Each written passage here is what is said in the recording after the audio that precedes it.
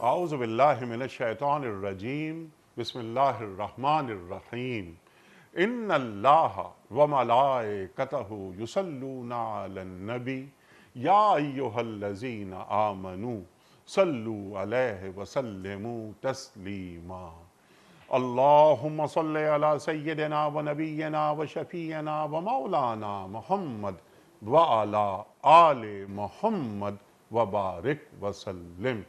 محترم خواتین و حضرات، السلام علیکم۔ آج کا دن اہم ترین دنوں میں سے ایک دن ہے ہماری قومی تاریخ کا۔ پورے اہل وطن کو یوم آزادی مبارک۔ آج 14 اگست ہے۔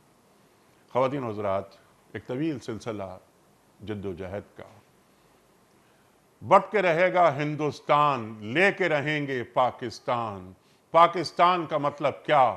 لا الہ الا اللہ نعرے لگتے تھے گلیوں میں، ہمارے اجداد نے لگائے نعرے، اور قربانیوں کا ایک طویل سلسلہ بالآخر 14 اگست 1947 کو دنیا کے نقشے میں پاکستان کا وجود نمودار ہوا۔ الحمدللہ الحمدللہ۔ خواتین و حضرات، پاکستان اللہ کے ارادوں کا مظہر ہے۔ پاکستان 27ویں شب کو وجود میں آیا۔ اللہ اکبر اللہ اکبر۔ خواتین و حضرات، اعجاز ہے کسی کا یا گردش زمانہ، ٹوٹا ہے ایشیا سے سحر فرنگیانہ، اقبال فرما رہے ہیں۔ یہ مملکت ہمیں نصیب ہوئی، الحمدللہ۔ بہت خواب دیکھے تھے ہمارے بڑوں نے، کتنے خواب تعبیر تک پہنچے اور کتنے ابھی تعبیر تک پہنچنا باقی ہیں۔ یہ 75 سال کا سفر ہے۔ خواتین و حضرات، ہم نے کتنی کامیابیاں حاصل کی، کیوں ناکامیاں ہوئیں ہمیں عارضی طور پر۔ الحمدللہ ہم 23 کروڑ نفوس پر مشتمل ایک قوم ہیں، ہم نیوکلیر پاور ہیں، ہمارے پاس چاروں موسم ہیں، ہمارے پاس نوجوانوں کی کثیر تعداد ہے، اور سب سے بڑی بات کہ ہمارے دلوں میں کلمہ طیبہ کی شمع روشن ہے۔ خواتین و حضرات، ریاست کیوں حاصل کی جاتی ہے؟ دین ریاست کسے کہتا ہے؟ اور کیا ریاست کا حصول دین کا مطالبہ ہے؟ یہ بھی سوالات اٹھائے جا رہے ہیں۔ خواتین و حضرات، سیکھیں گے۔ 4 جید علماء تشریف فرما ہیں ہمارے پاس، اور خواتین و حضرات، یہ حضرات تشریف لاتے ہیں اور ہماری علمی کمی کو دور کر دیتے ہیں۔ سب سے پہلے تشریف فرما ہے محترم مفتی منیب الرحمان صاحب۔ خواتین و حضرات، مفتی منیب الرحمان صاحب ہمارے ملک کا ایک جانا مانا نام، پیام صبح کا لازمی جز تشریف لاتے ہیں اور ہمیں تعلیم کرتے ہیں، ہمیں دین سے قریب کر دیتے ہیں۔ تشریف فرما ہے محترم مفتی ارشاد احمد اعجاز صاحب، ایک اور جانا مانا نام ہمارے ملک کا، کون آپ سے واقف نہیں۔ تشریف فرما ہے محترم مولانا شجاع الدین شیخ صاحب۔ شجاع الدین شیخ صاحب ٹیلی ویژن پر چند معروف ناموں میں سے ایک نام، زندگی دین کے نام پر وقف کر رکھی ہے، آپ اور ہم جانتے ہیں، اور شاگرد خاص محترم ڈاکٹر اسرار احمد علیہ الرحمہ، اور ہمارے پروگرام کے چوتھے اور آخری شریک محترم مفتی عبداللہ نجیب صاحب۔ مفتی عبداللہ نجیب صاحب بھی پیام صبح میں آتے رہتے ہیں، اور ہم مفتی صاحب سے بھی سیکھتے رہتے ہیں۔ وہ علوم قدیم ہوں یا علوم جدید، گہری نگاہ رکھتے ہیں مفتی عبداللہ نجیب صاحب۔ خواتین و حضرات، پروگرام کا آغاز کرتے ہیں مفتی منیب الرحمان صاحب سے۔ مفتی صاحب ارشاد فرمائیے۔ سب سے پہلے تو 14 اگست کی دلی مبارکباد۔ آج کا دن ہمارے لیے ہماری جانوں کی طرح ہمیں عزیز ہے، جس طرح ہمیں اپنا وطن عزیز ہے۔ مفتی صاحب یہ فرمائیے کہ ریاست ہم نے حاصل کی، میں نے انٹرو میں کچھ کہنے کی کوشش کی، ہم نے ریاست کیوں حاصل کی تھی؟ یہ دین ریاست کے تعلق سے کیا تعلیم کرتا ہے؟ کیا ریاست کا حصول ضروری ہے؟ بسم اللہ الرحمن الرحیم، حامداً للہ عز وجل سبحانہ وتعالی ومصلیاً ومسلماً علی رسول اللہ وعلی آلہ الکرام وصحبہ العظام اجمعین۔ انیق احمد صاحب، آپ کو، ہم سب کو اور پوری قوم کو اسلامی جمہوریہ پاکستان کی 75ویں سالگرہ اور 76واں یوم آزادی مبارک ہو۔ اللہ تبارک و تعالی اس پیارے وطن کو تا صبح قیامت شاد و آباد رکھے، پھلتا پھولتا اور ترقی کرتا ہوا رکھے۔ آمین۔ آپ کے سوال کی طرف آنے سے پہلے یہ عرض کروں گا کہ میں نے سید منور حسن صاحب اور ایک آدھ دوسرے حضرات پر جو بیتی اور تحریک پاکستان کے آخری ایام میں جب کہ وہ بچپن کی عمر میں تھے دہلی میں، اور پھر انہوں نے بتایا کہ کس طرح وہاں سب مرد عورتیں تحریک کے لیے سرگرم تھے، اور پھر جب پاکستان کی آزادی کا اعلان ہوا تو ہم بچے جھنڈے لے کر پاکستان کا مطلب کیا، لا الہ الا اللہ کے نعرے لگاتے ہوئے گلیوں میں نکل گئے، اور یہ شعور ہی نہیں تھا کہ ابھی ہم نے اس کی قیمت کیا ادا کرنی ہے۔ اور پھر انہوں نے بتایا کہ کس طرح رستے بستے گھروں کو چھوڑ کر کیمپوں میں گئے، وہاں کیا بیتی، پھر ٹرینوں میں بھر دیے گئے، اور کس طرح سے خطرات کے عالم میں پاکستان کی سرزمین میں داخل ہوئے، پھر لاہور سے ہوتے ہوئے کراچی آئے۔ اسی طرح مشرقی پنجاب کے مسلمان جس خاک و خون سے گزرے کہ آج ہم سب جانتے ہیں کہ ہندوستان کے باقی علاقوں میں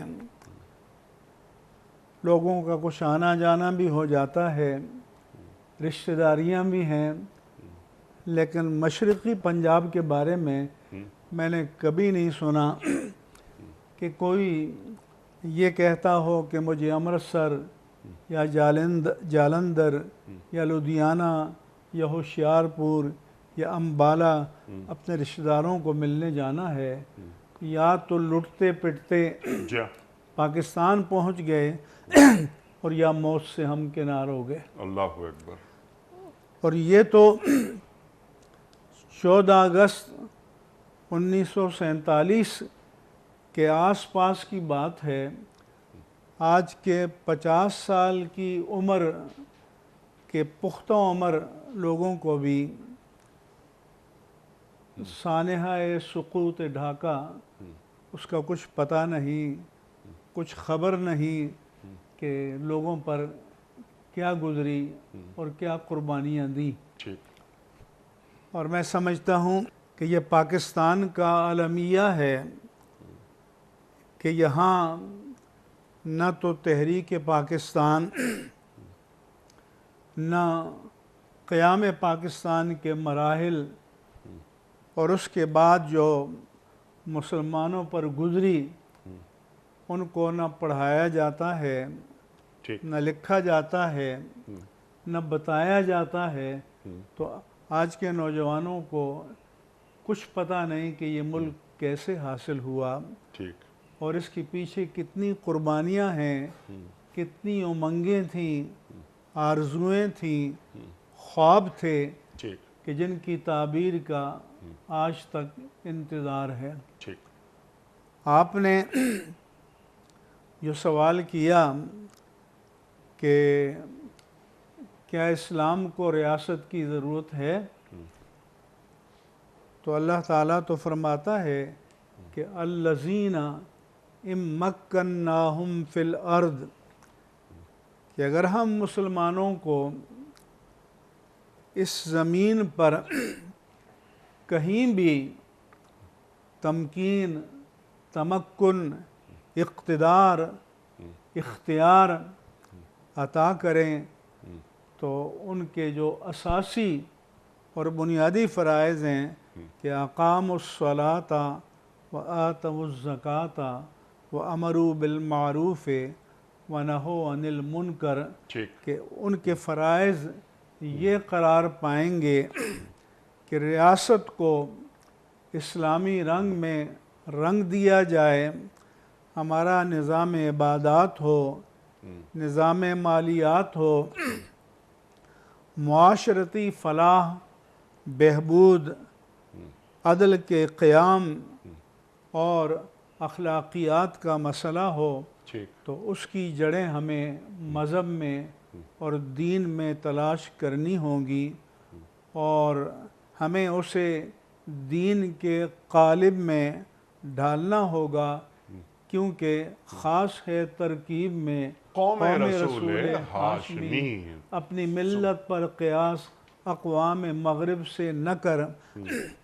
اب یہ جائزہ لینے کی ضرورت ہے کہ اب جس دور میں ہم گزر رہے ہیں، ٹھیک کیا قوم رسول ہاشمی اس کی ترکیب میں شامل ہے یا اسی نہیں؟ ترتیب کا مظہر ہے، جی اسی ترتیب پر عامل ہے، وہی ترتیب ہمارے نظم ریاست میں، نظام حکومت میں، ٹھیک ہے ہمارے ادارتی نظام میں، عدالتی نظام میں، اقتصادی نظام میں، اخلاقی نظام میں، معاشرتی بنت میں، کیا وہ ترکیب ہمیں نظر آتی ہے، یا نہیں؟ کیا وہ رنگ ہمیں نظر آتے ہیں یا نہیں؟ کیونکہ دین صرف مسجد تک کے لیے نہیں ہوتا، وہ زندگی کے ہر شعبے کا احاطہ کرتا ہے۔ الذین مکناہم فی الارض اقاموا الصلاۃ وآتوا الزکاۃ وامروا بالمعروف ونہوا عن المنکر۔ تفصیلی بات ہو گئی کہ دین کو ریاست مطلوب ہوتی ہے۔ من لم یحکم بما انزل اللہ فاولئک هم الظالمون فاولئک هم الکافرون فاولئک هم الفاسقون، قرآن کریم ہمیں بتا رہا ہے۔ یہ بات تو بالکل واضح کر دی مفتی صاحب نے۔ اب ذرا سا ہم آگے بڑھتے ہیں۔ سرکار دو عالم صلی اللہ علیہ وآلہ وسلم تشریف لاتے ہیں، ہجرت ہو رہی ہے مکے سے مدینہ منورہ۔ وَقُلْ رَبِّ أَدْخِلْنِي مُدْخَلَ صِدْقٍ وَأَخْرِجْنِي مُخْرَجَ الصِّدْقِ وَاجْعَل لِّي مِن لَّدُنْكَ سُلْطَانًا نَصِيرًا۔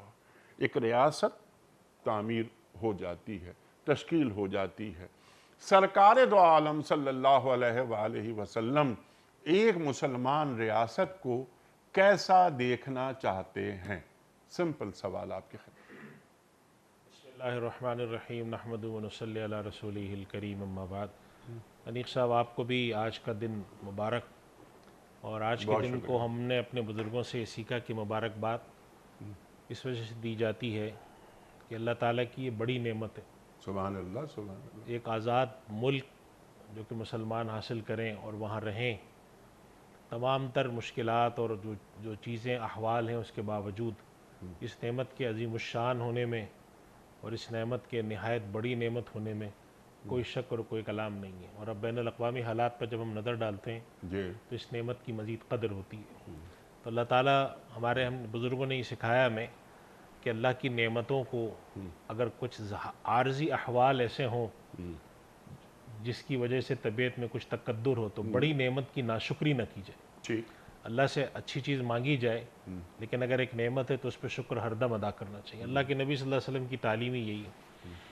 دوسری بات، مفتی صاحب نے جو بات ارشاد فرمائی، تو اس بات کے تتمے کے طور پہ میں یہ عرض کرتا ہوں کہ امت میں یہ مسئلہ جسے ہم کہیں آج کی اصطلاح میں سیٹلڈ ایشو ہے، طے شدہ مسئلہ ہے، جی ہاں، اور اس کے 4-5 اس کے قرائن ہیں جس سے معلوم ہوتا ہے کہ دین کو ریاست کی ضرورت ہے اور دین نے ریاست کو سے انکار نہیں کیا۔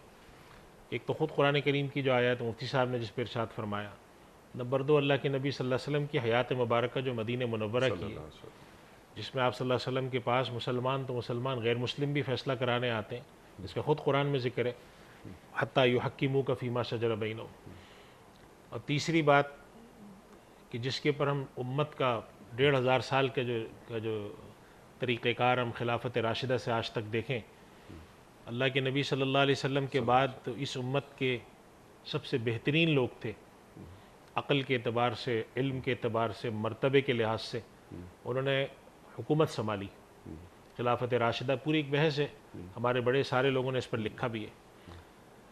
اور چوتھی جو بڑی عقلی دلیل جو ہمارے یہاں حضرات نے دی ہے وہ یہی دی ہے کہ اگر دین ایک نظام، ایک مکمل نظام ہے، نظام حیات ہے، تو نظام حیات صرف عبادت تک موقوف نہیں ہوتا، نظام حیات تو پوری تمام چیزوں کا احاطہ کرتا ہے، جس میں انفرادی اور اجتماعی ہے۔ سبحان اللہ۔ اور اگر آپ ایک اجتماعی نظم کا انکار کرتے ہیں تو در حقیقت آپ دین کے نظام حیات ہونے کے بارے میں شکوک رکھتے ہیں۔ لہٰذا یہ تو ایک طے شدہ بات ہے کہ دین کو بہت سارے معاملات کے لیے ریاست کی ضرورت ہوتی ہے۔ اور آپ نے جو ارشاد قرآن کریم کے جو اللہ سبحانہ تعالیٰ کا ارشاد آپ نے بیان کیا ہے، بات کہ وَاجْعَلْ لِي مِن لَّدُنْكَ سُلْطَانًا نَصِيرًا، اے اللہ اقتدار کو میرا مددگار بنا دے۔ مددگار بنا۔ تو اس سے تو امت کا اس پہ سارا اتفاق ہے۔ اللہ کے نبی صلی اللہ علیہ وسلم کی جو بہت ساری حیثیات پر امت میں گفتگو کی گئی ہے، تو آپ کی ایک حیثیت حاکم کی بھی ہے، آپ کی ایک حیثیت فیصلہ کرنے والی کی بھی ہے۔ سبحان اللہ۔ تو ایسے میں یہ سمجھنا کہ دین، اگر ہم دین کو یہ سمجھ لیں کہ صرف چھوٹی چند عبادات تک منحصر ہے، تو یہ بات پھر بھی سمجھ میں آتی کہ چلیں بھئی دین کا مقصود یہ نہیں ہے کہ نظم اجتماعی میں داخل ہو۔ لہٰذا جو حضرات یہ بات کرتے ہیں، مجھے نہیں سمجھ میں آتا کیسے کرتے ہیں، واللہ عالم ان کے دل میں کیا بات ہے۔ دوسری بات یہ کہ اللہ کے نبی صلی اللہ علیہ وسلم صلی اللہ علیہ وسلم ایک مسلمان ریاست کو کیسے دیکھنا چاہتے تھے، تو خود قرآن کریم نے اس کے 2-3 اصول واضح کر دیے کہ اقاموا الصلاۃ وآتوا الزکاۃ وامروا بالمعروف ونہوا عن المنکر۔ اس کے اندر ہمیں 2 باتیں معلوم ہوتی ہیں۔ ایک تو یہ کہ مسلمان ریاست کا جو پہلا فریضہ ہوگا وہ خدا شناسی سب سے آگے ہوگی۔ سبحان اقاموا الصلاۃ وآتوا الزکاۃ در حقیقت خدا شناسی سے تعبیر ہے کہ اللہ تعالیٰ نے اس دین کے قیام کے لیے جو سب سے بڑی چیز رکھی، بلکہ اس کائنات کی تخلیق کے لیے اللہ سبحانہ و تعالیٰ نے چیز رکھی کہ وما خلقت الجن والانس الا لیعبدون۔ تو نماز دراصل اللہ کی بندگی کا سب سے بڑا اظہار ہے، اور جو زکوٰۃ ہے وہ اللہ تعالیٰ کی تعمیل حکم میں مالی عبادت کا سب سے بڑا اظہار ہے۔ اور دوسرے درجے میں جو امر بالمعروف اور نہی عن المنکر ہے، اس سے مراد یہی ہے کہ جو قرآن کریم میں ایک دوسری جگہ پہ اللہ سبحانہ و تعالیٰ نے جو مسلمانوں کو جہاد کے حوالے سے بات فرمائی، تو ایک وہاں پہ قرآن کریم کی ایک آیت ہے جو اس بات کو واضح کرتی ہے۔ اس میں اللہ تعالیٰ فرماتے ہیں کہ الذین لا یؤمنون باللہ ولا بالیوم الاخر ولا یحرمون ما حرم اللہ ورسولہ، یعنی حق اور باطل کا معیار خدا اور اس کے رسول کا فرمان ہو۔ تو وہ امروا بالمعروف ونہوا عن المنکر سے مراد یہ ہے کہ وہ جو نظام خیر اور نظام شر کی تقسیم کریں گے وہ مراد الہی اور فرامین نبوت کو اساس بنا کے کریں گے۔ آج کے دور میں ہم جس دور میں زندہ ہیں، یہ بات بڑی واضح ہو کر آتی ہے کہ اگر ایک لبرل دعوت دینے والا کھڑا ہوتا ہے، وہ کہتا ہے کہ خیر جو ہے وہ نہیں ہے جو آپ کا دین کہہ رہا ہے، خیر یہ ہے جو میری عقل کہہ رہی ہے، میری عقل کہہ رہی ہے، یا میری عقل بھی نہیں بلکہ کہنا چاہیے جو میری خواہش کہہ رہی ہے۔ تو اس وجہ سے یہ جو آیت میں 3-4 باتیں ہیں، اقاموا الصلاۃ وآتوا الزکاۃ، خدا اور اس کے رسول صلی اللہ علیہ وسلم کی تعلیم کے مطابق بندگی کا تعلق قائم کریں گے، اور حق اور باطل کا معیار خدا اور اس کے رسول کی روشنی میں مقرر کریں گے۔ یہ 4 بنیادی کام جب وہ کریں گے تو ریاست پھر اس چیز پر کھڑی ہوگی جس کے لیے اللہ سبحانہ و تعالیٰ فرماتے ہیں قرآن کریم میں کہ اللہ سبحانہ و تعالیٰ نے انبیاء کو اس لیے بھیجا لیقوم الناس بالقسط، سبحان اللہ، وہ قائم کرنے کے لیے ضروری ہے کہ خیر اور شر کا معیار اللہ اور اس کے رسول کا حکم یعنی وحی الہی ہو، اور وہ ریاست خدا شناسی پر قائم ہو، اور خدا کے بیان کردہ حق اور باطل کے معیار پر قائم ہو، اور اس پر اپنے سارے نظام حیات کو چلاتی ہو۔ تو وہ ریاست ہے جس کے لیے ہمارا دین کہتا ہے کہ اقاموا الصلاۃ، اور وہی ریاست ہے جو اللہ کے نبی صلی اللہ علیہ وسلم کے بعد خلفائے راشدین نے کچھ عرصے کے لیے قائم کر کے دکھائی تھی، سبحان اور وہی ہمارا ہمیشہ کے لیے مقصود بھی ہے۔ ٹھیک، سبحان اللہ سبحان اللہ۔ اب یہ قسط کی بات بھی فرما دی مفتی صاحب نے، یعنی آپ ہی کی بات کو آگے بڑھاتے ہوئے کہ عدل اجتماعی، اگر اس کو ہم اس انداز سے لے کر آگے چلیں، سرکار دو عالم صلی اللہ علیہ وآلہ وسلم ریاست آپ نے قائم کر کے دکھا دی۔ گفتار سیاست میں وطن اور ہی کچھ ہے، ارشاد نبوت میں وطن اور ہی کچھ ہے۔ اقبال تو یہاں تک فرما دیتے ہیں نا کہ یہ ملک ہاتھوں سے جاتا ہے جائے، تو احکام حق سے نہ کر بے وفائی۔ جو بات آپ نے فرمائی، اللہ اکبر اللہ اکبر۔ اس سے پہلے کہ ہم 14 اگست اور پاکستان، اسلامی جمہوریہ پاکستان اور پاکستان کا مطلب کیا، لا الہ الا اللہ، پاکستان کا مقصد کیا، محمد الرسول اللہ، اور پاکستان ہجرت ثانی کا مدینہ ہے یا نہیں ہے، اس سے پہلے میں یہ سوالات رکھوں آپ کی خدمت میں۔ سرکار دو عالم صلی اللہ علیہ وآلہ وسلم اسلامی جمہوریہ پاکستان کو کیسا دیکھنا چاہتے ہیں؟ بسم اللہ الرحمن الرحیم، اللہم صلی علی محمد وعلی آل محمد وبارک وسلم۔ علی صاحب، چند بنیادی باتیں صرف یاد دہانی کے طور پر، مبارکباد کا سلسلہ بھی ہمارے سامنے آ گیا۔ ایک گزارش ہے کہ جہاں 14 اگست کو ہم ایک آفیشل دن کے طور پر مناتے ہیں، کیا یہ اچھا ہو کہ 27ویں شب ماہ رمضان المبارک، ویسے ہم انگیجڈ ہوتے ہیں، اللہ کے حضور سجدہ ریز ہوتے ہیں، تراویح کا اہتمام بھی ہوتا ہے، خطبات کا اہتمام بھی ہوتا ہے، کیوں نہ پوری ملکی سطح پر اس رات میں قیام پاکستان اور مقاصد قیام پاکستان کا بھی ذکر آئے؟ تو انشاءاللہ میں سمجھتا ہوں کہ شاید ایک برکت ہے ماہ رمضان کی، 27ویں شب ہے، نزول قرآن کی رات ہے، رمضان کا آخری عشرہ ہے، مساجد آباد ہوا کرتی ہیں، دل نرم ہوا کرتے ہیں، تو شاید جو گفتگو آج بھی ہم کر رہے ہیں مبارک ہے، وہ گفتگو جب ان ساعتوں میں ہوگی تو میں سمجھتا ہوں کہ اور زیادہ مبارک ہو جائے گی۔ اور نعمت کی شکر گزاری 27ویں شب کو، یعنی پاکستان کتنی بڑی نعمت، نعمت کبریٰ، یہ ہمیں حاصل ماہ رمضان، قدر کی رات، شب جمعہ، اور پاکستان اللہ سبحانہ وتعالیٰ عطا فرما رہا ہے، پہلی بات۔ دوسری بات، مفتی صاحب نے بڑی دردمندی کے ساتھ اشارتاً بات کی، کیونکہ تفصیل تو نہیں بیان کی جا سکتی پروگرام میں، قیام پاکستان کے حالات کا آپ نے ذکر کیا، پھر سقوط ڈھاکہ کا آپ نے ذکر کیا، مشرقی پاکستان کا علیحدہ ہو جانا۔ ہم نے وہ بنیاد کہ جس بنیاد پر ہم نے ملک لیا، جس پر ہم بار بار بات کر رہے ہیں، پاکستان کا مطلب کیا، لا الہ الا اللہ، اگر اس سے کمتر کسی بنیاد پر ہم اٹھان لانا چاہیں گے اپنے معاملات اور اپنے حقوق کے لیے، تو پھر اس طرح کی اور سانحات ہمارے سر پر کھڑے ہیں۔ میں عرض کرنا چاہ رہا ہوں کہ لسانیت کی بنیاد پر، خطے کی بنیاد پر، کوئی نسل کی بنیاد پر، برادری کی بنیاد پر اگر کوئی آوازیں اٹھیں گی تو پھر اللہ تعالیٰ ہماری حفاظت فرمائے کہ معاملہ کہاں سے کہاں جائے گا۔ پھر اس پاکستان کا، جس کا آفیشیل نام اسلامی جمہوریہ پاکستان ہے، یہ عجیب قسم کا ملک ہے۔ دنیا میں کوئی ملک آپ کو نظر آتا ہے وہ ایک نسل کے لوگوں پر مشتمل ہوتا ہے، جرمن ایک نسل ہے، ایک ملک موجود ہے۔ دنیا میں کوئی ملک آپ کو نظر آتا ہے ایک زبان بولنے والے لوگ ہوا کرتے ہیں، فرینچ ایک زبان بولنے والے لوگ ہیں۔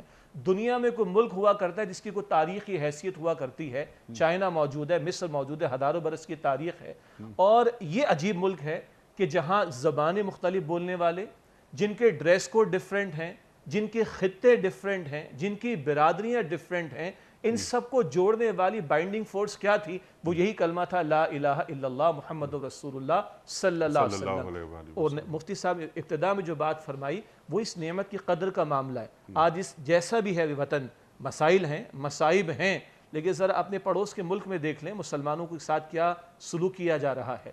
تب قدر ہوتی ایک آزاد خطے کی، ایک آزاد زمین کی، کہ جہاں پر کم سے کم انسان ان المناک حادثات سے تو اللہ کے فضل و کرم سے محفوظ ہے۔ تیسری بات، اللہ کے نبی مکرم علیہ السلام کیسا دیکھنا چاہتے ہیں تو ذرا دیکھیے اللہ کے نبی مکرم علیہ السلام نے خود کیسی ریاست قائم کر کے دکھائی۔ ذرا دیکھیے کہ 23 برس کا مشن تھا کیا محمد مصطفیٰ کا صلی اللہ علیہ وسلم، هو الذی ارسل رسولہ بالہدی والدین الحق لیظہرہ علی الدین کلہ۔ اللہ نے قرآن عطا فرمایا ہے، اللہ نے دین حق عطا فرمایا ہے، صرف بیان کرنے کے لیے نہیں، شائع کر دینے کے لیے نہیں، صرف دروس قرآن کی محافل سجا دینے کے لیے نہیں، صرف پروگرامز کر لینے کے لیے نہیں، اس قرآن اور اس دین حق کے احکام کے نفاذ کے لیے بھیجا آپ صلی اللہ علیہ وسلم کو۔ جو آپ نے سوال اٹھایا، مفتی منیف صاحب نے بھی ذکر فرمایا، مفتی اعجاز صاحب نے بھی ذکر فرمایا کہ ہاں ریاست مطلوب ہے اس معنی میں کہ دین نظام حیات ہے، کمپلیٹ کوڈ آف لائف ہے جو ایمانیات اور عبادات اور معاملات سے آگے بڑھ کر معاشرت کے لیے، معیشت کے لیے، سیاست کے لیے، عدالت کے لیے، ریاست کے لیے رہنمائی عطا کرتا ہے۔ تو محمد مصطفیٰ کیسی ریاست دیکھنا چاہتے ہیں؟ صلی اللہ علیہ وسلم۔ تو محمد مصطفیٰ قائم کر کے گئے صلی اللہ علیہ وسلم، جہاں بندوں کو بندوں کی غلامی سے نکال کر رب کی غلامی میں لایا گیا ہے، جہاں بندوں پر بندوں کا حکم نہیں، بندوں کے رب کا حکم نافذ کیا گیا ہے، جہاں بندوں کے لیے حاکمیت کا تصور نہیں، بندوں کے لیے خلافت کا تصور ہے کہ وہ اللہ کے نمائندے ہیں اور اللہ کی نمائندگی کرتے ہوئے زمین پر اللہ کے حکم کو نافذ کریں گے۔ جو آپ نے 3 آیات سنائی ہیں، ذرا ہم بھی 75 برس کی تاریخ کو تو دیکھ لیں، مقام شکر بھی ہے، مبارکباد کا موقع بھی ہے، لیکن ذرا 75 برس کا ریویو بھی تو کر لیں۔ یہ اللہ کی 3 فتوے قرآن میں سورہ مائدہ کی آیت نمبر 44 میں، 45 میں، 47 میں، مَن لَّمْ يَحْكُم بِمَا أَنزَلَ اللَّهُ فَأُولَٰئِكَ هُمُ الْكَافِرُونَ فَأُولَٰئِكَ هُمُ الظَّالِمُونَ فَأُولَٰئِكَ هُمُ الْفَاسِقُونَ۔ جو اللہ کے نازل کردہ کلام کے مطابق فیصلے نہیں کر رہے وہی تو کافر ہیں عملاً، یہ محتاط ترجمہ ہوگا، وہی ظالم ہیں، وہی فاسق ہیں۔ سارے معاملات کو چھوڑ دیں، آج بھی ہم اللہ اور اس کے رسول سے جنگ ختم کرنے کے لیے تیار نہیں ہو رہے۔ محمد مصطفیٰ خطبہ دے رہے ہیں حجۃ الوداع کا، وہاں بھی معیشت کی تعلیمات آ گئیں اور سود کے خاتمے کا اعلان ہو رہا ہے، اور وہ آیات بھی سورۃ البقرہ کی آ گئیں جہاں ذکر آ گیا کہ سود کے معاملات کو نہیں چھوڑتے تو اللہ اور اس کے رسول سے جنگ کے لیے تیار ہو جاؤ۔ تو محمد مصطفیٰ وہ اسلامی جمہوریہ پاکستان دیکھنا چاہتے ہیں صلی اللہ علیہ وسلم جہاں بندوں پر اللہ کے حکم کا نفاذ ہو۔ ذرا اور تاریخ میں چلے جائیے، قائد اعظم جب مسلم لیگ کے لوگوں کی حرکتوں سے مایوس ہو کر برطانیہ گئے تو علامہ اقبال نے خطوط لکھ کر ان کو واپس بلایا۔ اقبال کے خطوط ریکارڈ پر موجود ہے۔ اقبال جیسا شخص کہتا ہے میں نے دنیا کے مسائل پر غور و فکر کیا اور میں اس نتیجے پر پہنچا کہ اسلامی شریعت کے سوا ان مسائل کا حل کہیں نہیں، مگر ہم اسلامی شریعت کیسے نافذ کریں گے جب تک کہ ہمارے پاس اپنا ایک آزاد خطہ نہ ہو۔ اقبال اس بارے میں کلیئر تھے، قائد اعظم اس بارے میں کلیئر تھے۔ وہ جو ان کے ذاتی معالج ڈاکٹر ریاض علی شاہ صاحب فرماتے کہ قائد اعظم کہتے میرا اطمینان ہے کہ یہ رسول اللہ صلی اللہ علیہ وسلم کا روحانی فیضان ہے کہ پاکستان ہمیں میسر آ گیا۔ اب ہمارا فرض ہے کہ خلافت راشدہ کو سامنے رکھیں، رہنمائی لیں اور عہد حاضر کی اسلامی فلاحی ریاست دنیا کے سامنے پیش کریں۔ یہ اس پاکستان کے بنانے والے اور اس کی تحریک کو چلانے والوں کے سامنے معاملہ کلیئر تھا۔ باقی وہ داستان بڑی، ہم بھی ان لوگوں کی نسل میں سے، اولادوں میں سے ہیں کہ جو ہمارے باپ دادا ہجرت کر کے آئے تھے، کن کن جگہوں کو، علاقوں کو، کاروبار کو، تجارتی مراکز کو چھوڑ کر آئے تھے، کس مقصد کے لیے؟ دولت نیچے تھی، دولت دینے والا رب، اس کا حکم اوپر تھا۔ ہمارے گھر نیچے تھے اور اس کائنات کے رب کا حکم اوپر تھا، اس لیے اس خطہ زمین پر آئے تھے کہ مالک تیری رضا کے مطابق اور تیرے رسول علیہ السلام کی تعلیم کے مطابق نفاذ کریں گے پاکستان میں۔ اس اعتبار سے اگر آج ہم بیٹھ کر 14 اگست منا رہے ہیں، منا لیجئے، مبارکباد بھی دیجئے، مٹھائی بھی کھا لیجئے، لیکن ذرا ریویو کر لیجئے کہ ہم نے لیا کیوں تھا اور آج اس ملک کے ساتھ ہم کر کیا رہے ہیں، اس پر بھی آپ اور سے ان وعدوں کے ساتھ ہم نے کیا رویہ اختیار کیا۔ سبحان اللہ، یہ بھی سوال ہم رکھیں گے، لیکن بنیادی گفتگو آپ تینوں حضرات نے عطا فرمائی۔ میں یہی سوال رکھوں گا ایک نئے انداز میں عبداللہ صاحب کی خدمت میں، لیکن ایک بات نکل کر آئی شجاع صاحب آپ کی گفتگو کے نتیجے میں کہ اقبال ہوں یا قائد اعظم محمد علی جناح سیکولر پاکستان نہیں چاہتے سوال ہی تھے۔ پیدا نہیں ہوتا۔ یعنی سیکولر کا مطلب یہ کہ اسٹیٹ کا بزنس ریلیجن نہ ہو، ایسا کوئی خیال ان کے ذہن میں نہیں تھا جو آج پھیلایا جاتا ہے، کنفیوز کیا جاتا ہے، خاص طور پر آج کے نوجوان کو۔ مفتی صاحب یہ گفتگو اب تک سامنے آ گئی، میں اس کو ریپیٹ نہیں کر رہا۔ ایک سوال آپ کی خدمت میں یوں رکھتا ہوں میں کہ 75 سال شیخ صاحب نے بھی بہت ساری باتیں فرمائیں، اور بڑی اہم بات شیخ صاحب فرما رہے تھے میرے سوال کے جواب میں، کہ سوال میں نے یہ رکھا کہ اللہ کے رسول صلی اللہ علیہ وآلہ وسلم پاکستان کو کیسا دیکھنا چاہتے ہیں۔ آپ نے فرمایا جیسے ریاست مدینہ آپ نے بنا دی، دکھا دی، نعرے کی حد تک نہیں، دکھا دی۔ یہ ہوتا ہے ریاست کا نظام، وہ عدلیہ ہو، وہ سماجی امور ہوں، وہ عسکری امور ہوں، وہ معاشی امور ہوں، اقتصادی امور ہوں، اخلاقی امور ہوں، سب کا تزکیہ بھی ہو رہا ہے، تربیت بھی ہو رہی ہے۔ ان تمام باتوں کے ساتھ ساتھ 75 برس میں ہماری بڑی ناکامیاں رہی ہوں گی۔ ہمارے وہ خواب جو ہمارے اجداد کے ذہنوں میں تھے، ہو سکتا ہے کہ سب پورے نہ ہوئے ہوں، انہوں نے جانیں دے دیں، اس ملک کی بنیادوں میں ان کا لہو ہے، صرف نغموں کی حد تک نہیں، واقعی ہے، بالکل صحیح. لیکن مایوسی سے نکالنا ہے اس قوم کو. مروبانہ ذہنیت، مغلوبانہ ذہنیت وہ ہماری نہیں ہونی چاہیے. ہمارے پاس قرآن ہے، ہمارے پاس سیرت صاحب قرآن ہے. مفتی صاحب، دشمنان پاکستان کی نگاہوں میں آج بھی پاکستان کھٹکتا ہے کسی کانٹے کی طرح.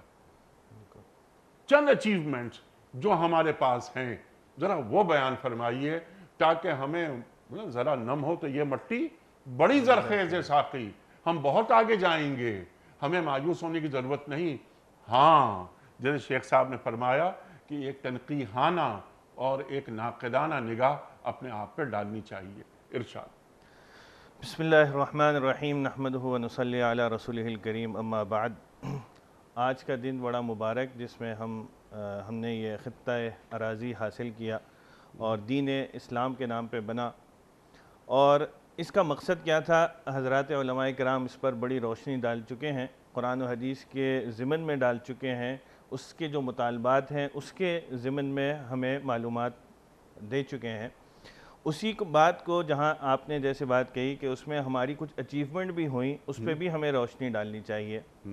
تو اس میں دو فیزز ہوتے ہیں. ایک، جب آدمی خطہ کوئی حاصل کرتا ہے اس کا نظام بنایا جاتا ہے، اور نظام پر پھر دوسرا مرحلہ ہوتا ہے عمل کرنے کا. تو جہاں یہ ہم نے خطہ حاصل کیا اور اس کے بعد جو ہمارا آئین بنا، اس میں یہ ساری باتیں الحمدللہ موجود ہیں. اس میں سب سے پہلے یہ درج ہے کہ حاکمیت صرف اللہ تعالیٰ کی ہے، اور یہاں کا جو بھی حکمران ہوگا وہ اللہ تعالیٰ کے حکم کے ماتحت کام کرے گا. اصل حاکمیت اللہ تعالیٰ کی ہے اور وہ اس کے نائب کے طور پر یہاں کام کرے گا. یعنی ہم نے آئینی طور پر کلمہ پڑھ رکھا ہے.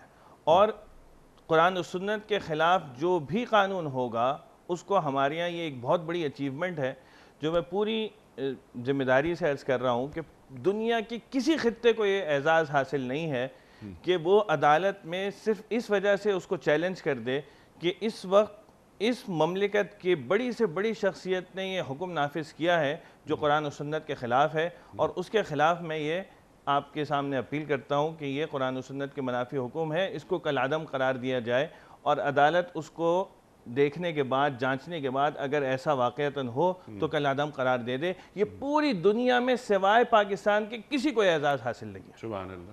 ہماری جو خوبیاں ہیں، جو ہماری اس میں ایک یہ بات بھی شامل ہے کہ یہ خطہ وہ ہے کہ جہاں دین اسلام پر ہم نے حاصل کیا، اور دوسرا یہ واحد خطہ ہے جس کو ایٹمی طاقت ہونے کا اعزاز حاصل ہے بحیثیت مسلمان ریاست کے. سبحان اللہ. یہ اعزاز پوری دنیا میں کسی مسلمان ریاست کو حاصل نہیں ہے. ہاں، یہ ضرور ہے جیسے حضرات علماء کرام نے آپ کے سامنے فرمایا کہ ہماری وہ غلطیاں ہیں کہ جن کو ہمیں دیکھنے کی ضرورت ہے، لیکن جہاں یہ جو پہلا حصہ ہوتا ہے ہمارا آئین ایسا ہو، ہمارے قوانین ایسے ہوں.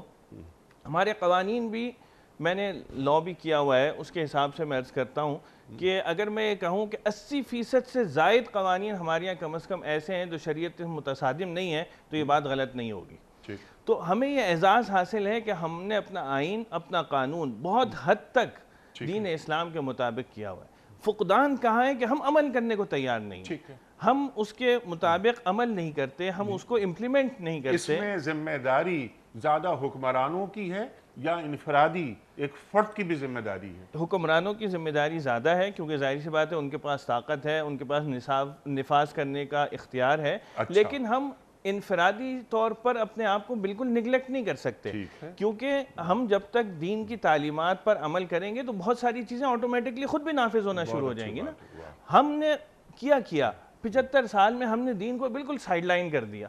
ہم نے دین کے احکام کو سمجھنا، اس کو پڑھنا، اس پہ عمل کرنا. آج اس وقت سچویشن یہ ہے کہ اگر کوئی شخص گریجویٹ کر لے اس کو وضو کے 4 فرائض نہیں پتہ. ہمارا نظام تعلیم کیسا ہے کہ گریجویٹڈ بندے کو وضو کے فرائض نہیں معلوم ہوتے. یہ دین سے کتنی دور ہے. ابھی مفتی صاحب نے اس کی مثال دی تھی کہ جو ریاست ہوگی سب سے پہلے اقام الصلاۃ ہوگا. اقام الصلاۃ میں بنیاد کس سے ہوگی؟ وضو سے ہوگی نا. ٹھیک ہے. اس کو وضو کے فرائض تک نہیں پتا, اس نے گریجویشن کر لیا, 22-25 سال کی عمر ہو چکی ہے, اس کو یہ نہیں پتا کہ وضو کس طرح کیا جائے. ٹھیک ہے, کیونکہ ہمارے لیکن نظام قرآن تو یہ حکمرانوں کی ذمہ داریوں کے ذیل میں یہ بات کہہ رہا ہے نا. جی یہ وہ ہے. تو لیکن آپ فرما رہے ہیں کہ انفرادی حیثیت دونوں میں ہے, یعنی حکمرانوں کی بھی ذمہ داری ہے کہ ہمارے نظام تعلیم ایسا ہو کہ انسان جب بلوغ کی حد تک پہنچے تو اس کو دین کے بنیادی احکام پتہ چلیں. ایک جو تعلیم کا مقصد ہونا چاہیے وہ انسان کو شعور انسانیت کے مطابق بنانا جو ہے وہ ہونا چاہیے. اس وقت ہم نے تعلیم کو کیا کر لیا ہے, ٹول بنا لیا ہے پیسہ کمانے کا. یعنی مقصد یہ ہوتا ہے کہ جو ہم تعلیم حاصل کریں اس کے ذریعے سے ہمیں معاش ملے. یعنی جو نعرہ تھا ہمارا, جو ہمارا مقصد تھا, جس کو لگاتے ہوئے ہمارے اجداد پاکستان میں داخل ہوئے, یعنی پاکستان کا مطلب کیا, لا الہ الا اللہ, تو وہ ہماری عملی زندگی میں 75 برس میں ترجیحات میں نظر نہیں آیا. اور اسی کی بنیاد پر وہ ہے جو جیسے ابھی حضرت نے بھی عرض کیا کہ ہمارا جو ملک الگ ہوا وہ الگ اسی وجہ سے ہوا کہ جب ہم نے اس بنیاد سے پیچھے ہٹے تو ہمارا ملک جو ہے 2 حصوں میں تقسیم ہو گیا. اگر اسی کو بنیاد رکھتے تو آج وہ سچویشن نہ پیش آتی. ٹھیک ہے, یعنی جو بائنڈنگ فورس وہ کلمہ طیبہ تھی اور کلمہ طیبہ رہنی چاہیے تھی 71 میں, تو 16 دسمبر کو یہ واقعہ وقوع پذیر نہیں ہوتا. تو پاکستان کا مطلب کیا, لا الہ الا اللہ. مفتی صاحب نے بڑی اچھی بات فرمائی کہ ترجیحات میں دین, وہ تعلیمی میدان ہو ہمارا یا کوئی بھی میدان ہو. آپ نے سود کی بات فرمائی تھی شیخ صاحب نے کہ فَإِن لَمْ تَفْعَلُوا فَآذَنُوا بِحَرْبٍ مِّنَ اللَّهِ وَرَسُولِهِ. کہاں ہے یہ اسلامی جمہوریہ پاکستان؟ آئین میں لکھا ہوا ہے کہ سود کا خاتمہ ہوگا. اگر کوئی کام ہوتا بھی ہے تو کچھ بینکس جا کر پیٹیشن داخل کر دیتے ہیں. یہ اسلامی جمہوریہ پاکستان میں ہو رہا ہے.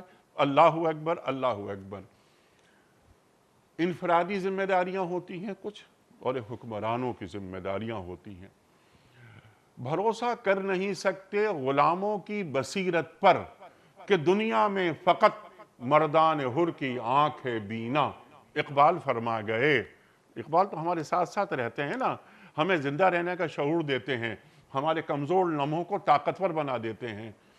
تو کیا ایسا تو نہیں کہ ہمارے حکمران اس 75 برس میں انہوں نے نہ ہمیں دین سے قریب کیا, نہ انہوں نے کوئی دنیاوی طور پہ وہ کامیابیاں جو حاصل ہونے چاہیے تھی ادھر بھی ہم نہیں پہنچ سکے. آج بھی ہم مانگے ٹانگے کا علم لیتے ہیں, ہم لوگوں سے مدد مانگتے رہتے ہیں, اور ان اپنی بقا کے لیے کچھ جب تک ہمیں سہارا نہیں ملے گا ہم آگے نہیں بڑھ پائیں گے. ہم تو مسلمان ہیں, ہمارے اندر تو ایک خودی ایک طاقت ہونی چاہیے نا, تو اس کی وجہ کیا حکمران ذمہ دار ہیں؟ انیق احمد صاحب, یہ آپ نے سوال کیا انفرادی اور اجتماعی ذمہ داریاں اور ان میں توازن اور تناسب کیا ہونا چاہیے.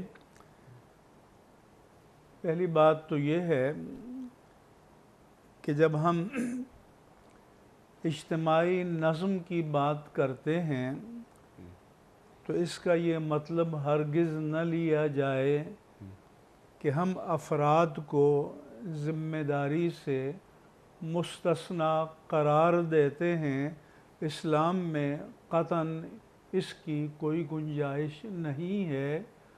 اللہ تبارک و تعالیٰ نے فرمایا بل الانسان علی نفسہ بصیرہ ولو القی معاذیرہ, بلکہ انسان جتنا اپنے آپ سے خود آگاہ ہے اس سے بڑھ کر اللہ کے سوا کوئی بھی نہیں ہے. خواہ وہ اپنی کمزوری, بے عملی یا بد عملی کے لیے گریز کے راستے تلاش کرے, عذر اور بہانے تلاش کرے. اس لیے فرمایا گیا کہ حاسبوا قبل ان تحاسبوا, قبل اس کے کہ تمہیں عدالت میں اور اللہ کی عدالت میں جواب طلبی کے لیے بلایا جائے, بہتر ہے کہ اس سے پہلے اپنا جائزہ لو, اپنا حساب کرو, اپنی اسیسمنٹ کرو. لہذا افراد کو مستثنیٰ کرنے کا تو سوال ہی پیدا نہیں ہوتا. فرق یہ ہے کہ فرد اپنی ذات کے لیے ذمہ دار ہوتا ہے یا جہاں تک اس کا دائرہ اختیار ہے ایک گھرانے تک ہے یا ایک دفتر تک ہے وہاں تک جواب دہ ہوتا ہے. لیکن اس جواب دہی کو ایک ریاستی نظم حکومت میں ڈھالنے کے لیے ایک مجموعی نظم تشکیل دینا یہ پھر ارباب اختیار و اقتدار کا کام ہوتا ہے. کیونکہ یہ بھی ان کا گلہ ہوتا ہے اور کسی حد تک بجا ہے کہ اگر افراد یہ چیزیں سوا موٹو جیسے کہتے ہیں کہ از خود اپنے ہاتھ میں لے لیں تو پھر کہتے ہیں کہ انارکی پھیلتی ہے, لا قانونیت پھیلتی ہے, معاشرے میں بد نظمی اور بے ترتیبی پھیلتی ہے. تو پھر اس کا حل یہ ہے کہ ریاست نظم اجتماعی کی ذمہ داری کو قبول کرے.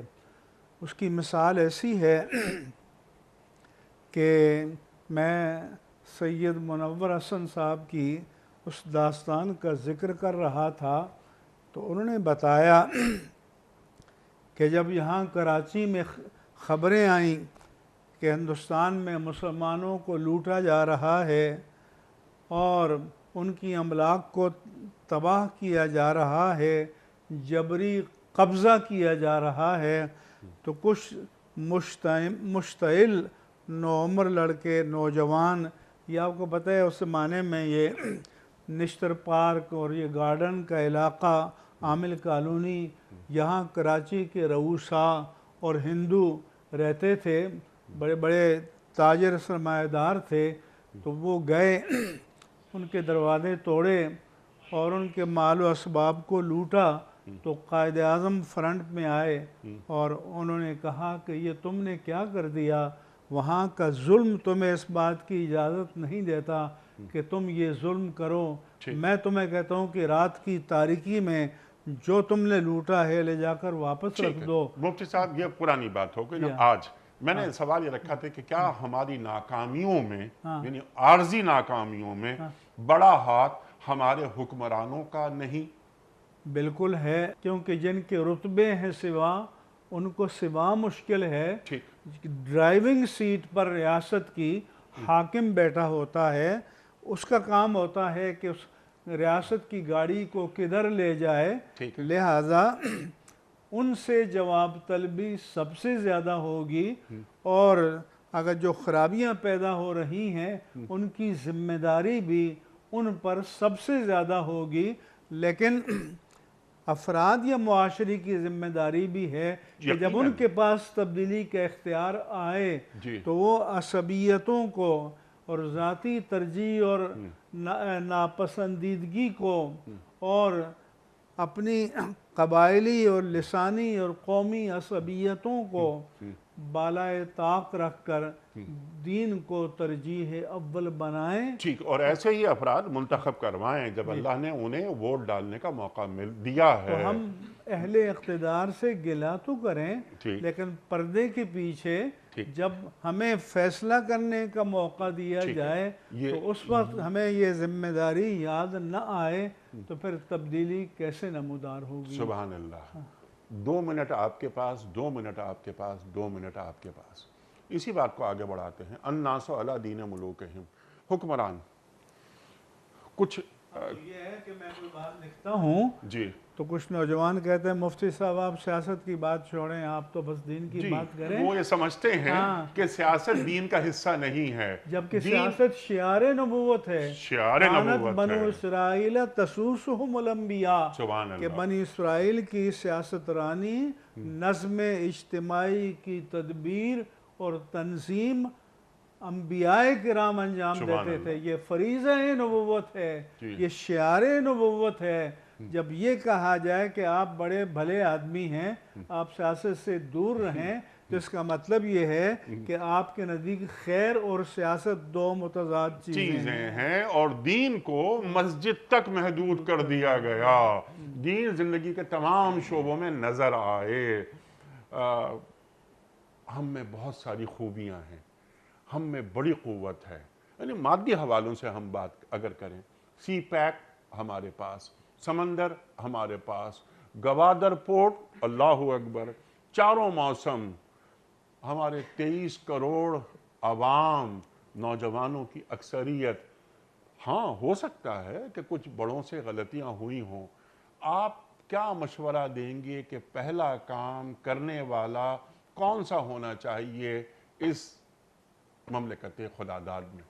دیکھیے انیق صاحب، جب اللہ تعالیٰ نے جس کو بھی اقتدار دیتا ہے، جس درجے کا بھی دے، ضروری نہیں کہ وزیر اعظم کو ہم اقتدار میں سمجھے، ایک وزیر ہے، اس سے نیچے کا آدمی ہے، وہ اپنے دائرۂ اختیار کے اندر کی جس قسم کی بھی قوت نافذہ رکھتا ہے، تو ہمیں یہ دیکھنا چاہیے سب سے پہلے، مختصراً بات میں اگر عرض کروں، کہ ہمیں یہ دیکھنا ہے کہ دین ہماری ترجیحات میں پہلے آئے۔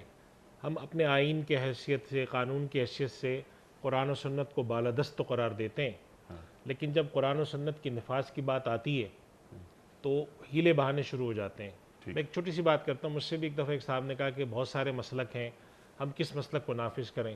تو میں نے کہا آپ کو ایک ایسا مسئلہ بتائیں جس پر مسلک اختلاف رکھتے ہوں اور سرکاری سطح پہ نافذ کرنے کا مسئلہ ہو، مجھے ایک بتائیں آپ، کیا مالیات میں سود کے پر کوئی اختلاف ہے؟ تو میں نے کہا یہ خالصتاً ایک بہانہ ہے۔ دیکھیں بات یہ ہے کہ جب اللہ تعالیٰ نے کسی کو اقتدار دیا، تو حدیث شریف میں آیا ہے، قرآن کریم ان سب پہ نظر ڈالیں، ہمیں معلوم ہوتا ہے کہ اللہ سبحانہ و تعالیٰ نے یہ بات رکھی ہے۔ حضرت موسیٰ علیہ السلام کی قوم نے جب ان سے کہا کہ ہمارے ساتھ یہ سب ہوتا ہے، تو انہوں نے فرمایا کہ قرآن کریم میں کہ اللہ تعالیٰ تمہیں عسیٰ ربکم، کیا یہ ممکن ہے کہ تمہارا رب تمہارے دشمن کو ہلاک کر کے تمہیں ان کی جگہ لائے، فینظر کیف تعملون، پھر وہ دیکھے گا تم کیا کرتے ہو۔ تو جب اللہ تعالیٰ اقتدار دے تو ترجیحات میں ہم دین کو پہلے رکھیں، جو آئین کا تقاضا ہے۔ ترجیحات میں دین کو پہلے رکھنے کی بات اس پروگرام کے ذریعے پچھلے 11-12 سال سے یہ جا رہی ہے کہ ترجیحات میں دین کو اول رکھنے کا مطلب مسجد میں جا کے بیٹھنا نہیں ہے۔ اور کیا ہماری ترجیح ہے اول شیخ صاحب اللہ ہے؟ دو ٹوک انداز میں عرض کر دیتا ہوں، 75 برس ہم نے آئین کو اسلام پڑھایا ہے، مفتی صاحب نے وجہ فرمایا کہ ہم نے نافذ نہیں کیا، اور ہم نے 2 نمبر کی منافقتیں کی ہیں۔ ہمارے ایک سابقہ چیف جسٹس سے کہا کہ لکھا ہوا بہت اچھا ہے، قرارداد مقاصد جو ہم نے آئین کا حصہ بنا رکھی ہے، جیسے بقیہ بہت سارے کلازز ہیں، یہ بھی ایک کلاز ہے، یہ ریکارڈ پر ایک چیف جسٹس سابقہ کے الفاظ موجود ہیں۔ بھئی سادہ سی بات یہ ہے کہ بالکل صحیح بات ہے، ترجیح اول اسلام کو بنانا پڑے گا، لیکن 75 برس ہمارے حکمرانوں کی ترجیحات میں اسلام نہیں رہا۔ آج جتنی سیاسی جماعتیں اس وقت موجود ہیں، سیاسی جماعتوں کی بات کر رہا ہوں، آپ قومی اسمبلی کے اندر آ جائیں، گھریلو تشدد بل کی بات آئی، اس کے حوالے سے جو قانون سازی کرنے کی کوشش کی گئی، جس میں مفتیان کرام نے وضاحت فرمائی کہ کئی باتیں خلاف اسلام تھیں، ساری جماعتیں اس پر متفق تھیں، گو کہ وہ پاس نہیں ہوا۔ سندھ اسمبلی کے اندر آپ آ جائیں، 18 سال سے کم عمر کوئی ہوگا تو اس کا اسلام قبول کرنے کا دعویٰ قبول نہیں کیا جائے گا، ساری جماعتیں متفق، جتنی آپ کی لیڈنگ سیاسی جماعتیں۔ اس کا مطلب یہ ہوا کہ اسلام کی جہاں پر بات آ رہی ہے، یہ سارے اس کے خلاف متفق ہونے کو تیار ہو جاتے ہیں۔ شراب کی پابندی پر آئی قرارداد پارلیمنٹ میں، اسے رد کیا جا رہا ہے۔ حاصل کلام انیس صاحب یہ ہے، ملک لیا تھا اسلام کے نام پر، اللہ نے اپنے فضل سے عطا فرمایا، اس کا استحکام اسلام کے ساتھ وابستہ ہے۔